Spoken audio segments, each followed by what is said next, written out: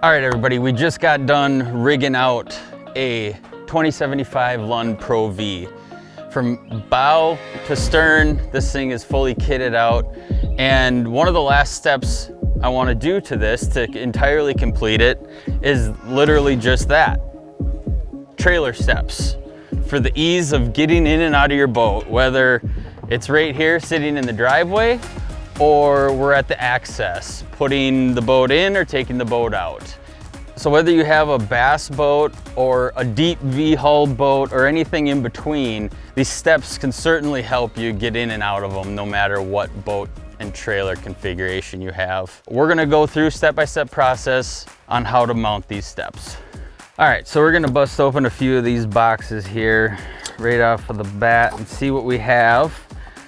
We're gonna have parts and pieces, manuals and instructions, I'm sure of it.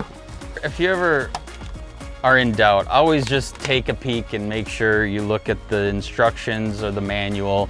That way you can account for all the parts and pieces. And one of the things that I'm gonna do before I get to installing this even is give it a light spray with some sort of a lubricant.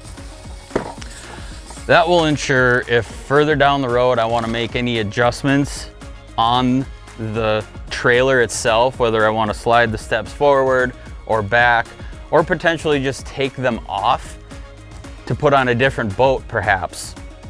This stuff will ensure that I can break these nuts and bolts free of each other to do so. Now this project takes some basic tools, a few wrenches and some sockets and whatnot. It's pretty simple, but you'll notice I'm doing this all in the back of the truck here, and that's for a reason. This gives me the ability to eyeball everything up in a manner as to which I will have clearance. Now, with this step on here, I want to make sure that I have clearance with my jack. I want to make sure that when I dump the tailgate, I have clearance, and potentially when I'm actually turning the vehicle. So these are all things I just want to look for when I install the steps here and make sure just everything is clear and free and not going to be hit or damaged. All right, so we have our longest bolts and washers, and I'm going to run these right through the top here to begin with while we're up here. And this is the backing plate. And then I'm going to take another washer. And these have all been lubed up, and I'm just going to finger tighten this for right now just so I can let it hang there for the time being. And all this stuff, you're going to want to kind of leave it fairly loose to begin with. And we'll just come over here and roughly place it. I have my jack, the tongue jack, about halfway deployed here, as you can see. So I don't want it all the way up and then run my step all the way forward. So every time I take the boat, I need to crank the jack all the way down. So I'm running it about halfway here. That will give me the best of both worlds, I think. Then I'm gonna take the rest of my bolts here. Finger tight.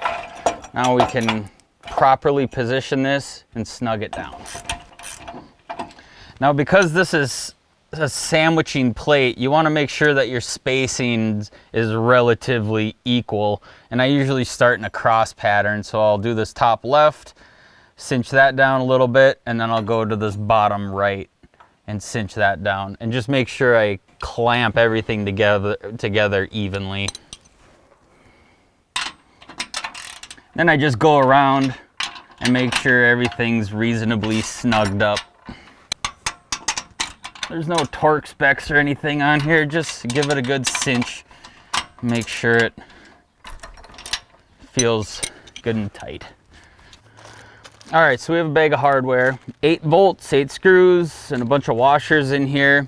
And you can see by this circular base, these line up, and you do have some articulation between these two. You can angle it a few degrees, give or take, whatever feels appropriate for your situation. So because I'm a little short-handed today, I have one of these sockets that are just kind of a universal. This will at least just help me get things started. I don't need to cinch it down, but at least I can get some of these started relatively quickly just by myself here. So we're gonna take some bolts and some washers and get some of these going, and I'm gonna probably do two of the top ones to get this started, and at least it'll probably hold tight for me while I get the rest of them going. And I'm just gonna kind of eyeball this for the time being and come in here and drop one in there with a washer and a nut. And I'm gonna probably get this upper one here started.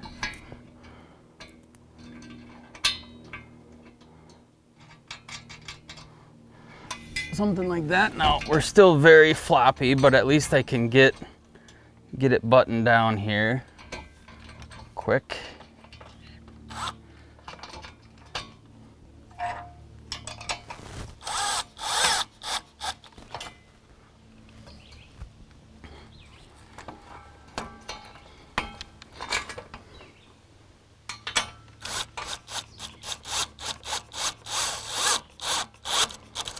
There we go.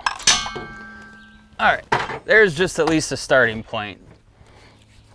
It's much easier if you have a second person to give you a hand, but we're doing the best that we can here. So these are cinched down.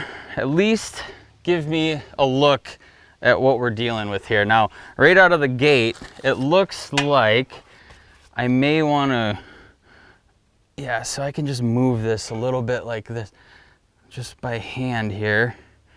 And I think what I want to do, now I could get a level and everything and really go crazy with this, but I just want a good look. I can look out over here behind me, there's a lake, and I can kind of eyeball these steps with the horizon of the lake back here, and I can just tell right there that that's pretty darn close as far as level this way and this way. So as I look here, and if I were to take a step from here to here, it's very flat. It's not at a pitched angle or anything crazy. So this looks pretty level right in here. I think we'll put the rest of the bolts in and get this tightened down. Okay, so we have the handle portion of the steps for the last bit here. We've installed the plate, the backing plate that goes onto the trailer itself. Those have 4 bolts, and then from there we connect the steps, and these are the 8 bolts that have a little bit of articulation, so you can adjust your steps to get them level and how you would like. And then we have 2 bolts here that will attach our handle right here. And that will pretty much conclude the installation of the steps, aside from, you know, snugging this down and putting our padding for the steps on the actual step plate here. So located over here, we have our holes for the handle itself down right below this top step here. So, and once again, like I said, I've deep creeped all of these nuts and bolts and washers and everything, because the day comes where I want to take this step off and move it to a different boat, or adjust anything that I need to. You know, just road grime itself will cause a little bit of havoc on hardware and whatnot. So I just like to try and deep creep everything. Either that or some kind of, like a white lithium grease or something of that nature will help these bolts from really seizing together and becoming a pain where you might have to take a torch or cutter and cut the things off. Nobody likes doing that. So we're gonna cinch down the handle portion here. Quick, get that side semi-tight. Come over to this side.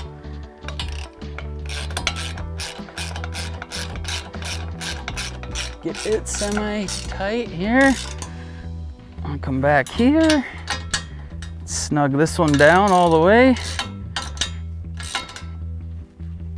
That's nice and snug there. Same with this side. There. Now, look at that. We'll put the steps on here, but this will be ready for stepping. So there's just a nice step here for traction, and then there's a little adhesive backing, and we'll just line these up to what looks about center. It's a pretty simple installation, and anybody can do this. Is going to be a really handy feature. So I'm gonna put this bad boy in here pretty soon and go do a little fishing.